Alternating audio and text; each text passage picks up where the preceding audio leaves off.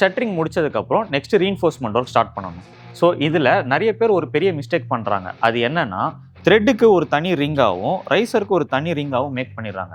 இப்படி பண்ணால் இந்த ஜாயிண்ட் வந்து வீக்காக இருக்கும், இல்லை ப்ராப்பர் ஸ்ட்ரென்த் அச்சீவ் ஆகாது. இது ஒரு தப்பான ப்ராக்டிஸ். ஸோ இந்த மாதிரி நீங்கள் வந்து ஒரு சிங்கிள் ராடை ஒரே ரிங்காக பெண்ட் பண்ணி இந்த எல் ஷேப்பு கொண்டு வந்து அதை நீங்கள் இங்கே கம்பி மாதிரி கட்டினாதான் உங்களுக்கு டிசைன் ஸ்ட்ரென்த் அச்சீவ் ஆகும்.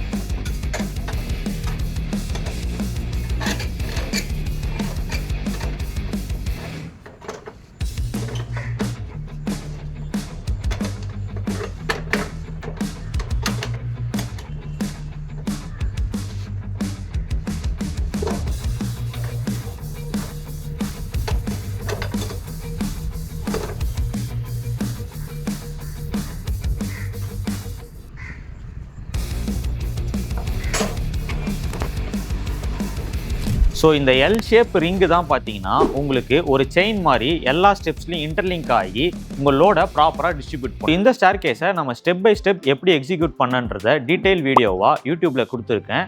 லிங்க் டிஸ்கிரிப்ஷனில் இருக்குது, மறக்காமல் பாருங்கள்.